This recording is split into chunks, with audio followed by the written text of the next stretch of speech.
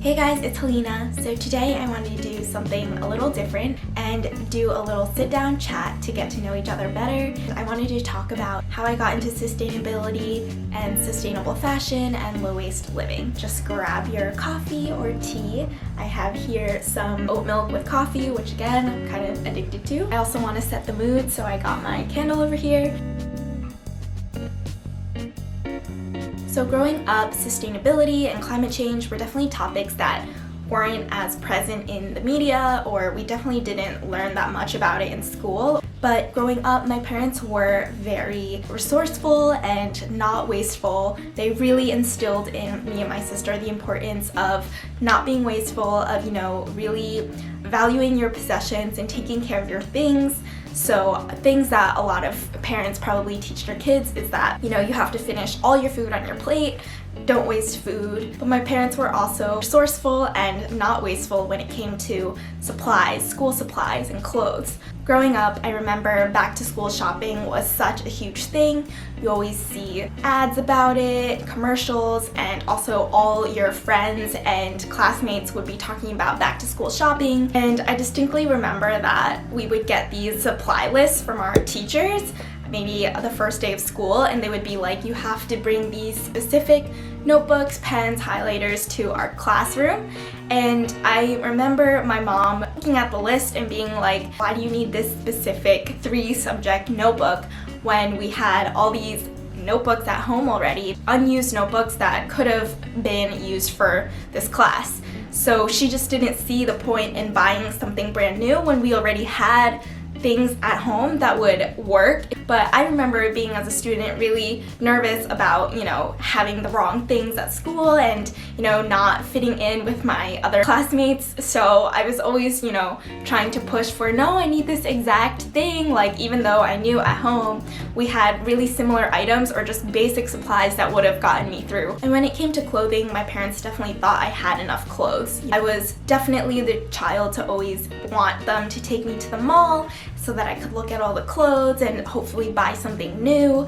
And it was always that thrill of having something new and wearing it to school. And everyone at my school was always, I feel like, dressed really well. So I felt this need to kind of fit in and to, make sure I was always up to trend and all that. I knew that I did have clothes to wear, but I just kept wanting these new things. Looking back, they were right. I never was really lacking anything. They just didn't see the point in having to always buy something new. And obviously growing up, I would get my sister's hand-me-downs, some family friends' hand-me-downs, which I'm sure maybe a lot of you guys did as well. But even though I was getting those hand-me-downs, I always wanted something new anyway.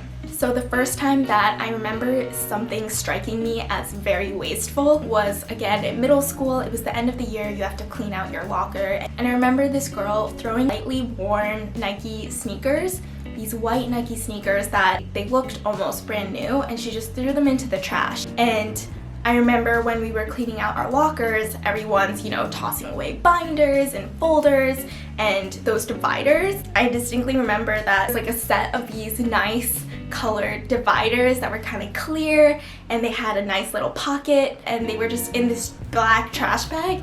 And I remember, when hoping no one was looking, I went into the bag and just took them because I was afraid they were just gonna go to trash. So I kept them, and I still have them to this day in my house, and they're just nice dividers. Maybe they have a scratch on it, but overall they're sturdy and they have the little folders. So I think those were my first 2 really vivid memories of when things don't get the full use out of their life cycle.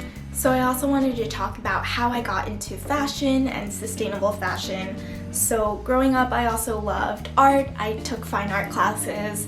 I loved the idea of fashion design. I went to art school for college, and I went to Parsons in the city, and I majored in fashion design. And going into it, I had no idea of anything about sustainable fashion, nor did I really care. I think it was just, again, something that I hadn't been exposed to yet, that world of sustainable fashion. And it was all about, the dream of designing and these amazing gowns and clothing items, and just kind of thinking about all the glamorous sides of fashion. A class I had to take first year called Sustainable Systems, and I just remember it was our only kind of science-based class, and kind of everybody hated it because it was science-based. But my teacher was so passionate about sustainability. He made us go to the Climate March as one of our assignments, and it's just really interesting to see all those people outside of our school that was going to this march because they actually cared about climate change.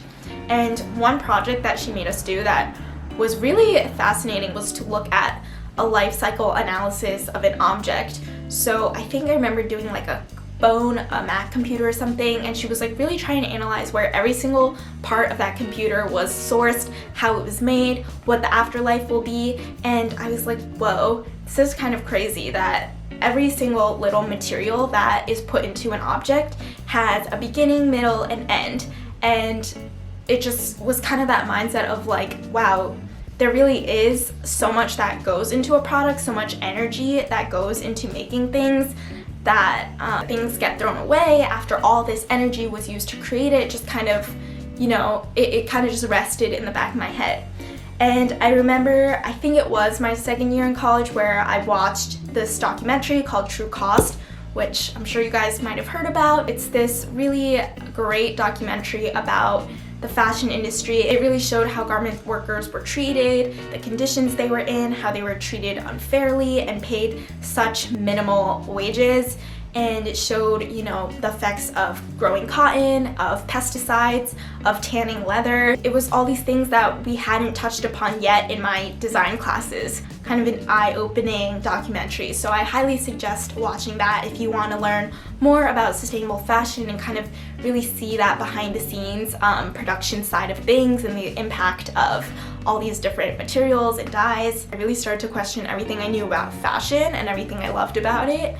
From then on, I tried to make my projects in college kind of related to sustainability, either if it was addressing kind of like an issue related to climate change or really trying to be more conscious of the materials I was using. So yeah, that's kind of how I got into sustainable fashion. The thing that was going on during this time of college was going into my second year, I went vegan, so I went plant-based and I cut out animal products because after my first year of college, I was so unhealthy and I gained weight and I just felt like I wasn't in control of my diet anymore and of my health.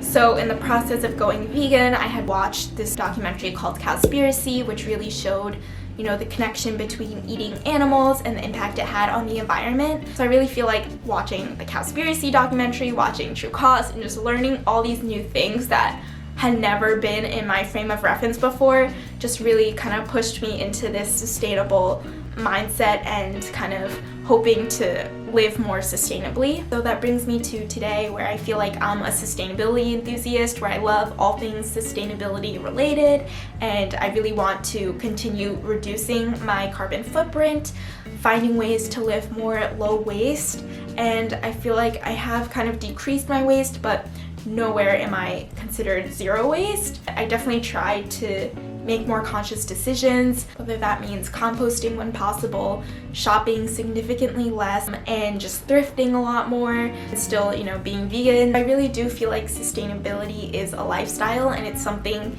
that you kind of have to continue to learn, and that I definitely am always trying to learn, whether it's learning more about issues related to climate change and climate justice. Thank you guys so much for watching. I hope you enjoyed this little chat and get to know each other. I'll see you next time. Bye.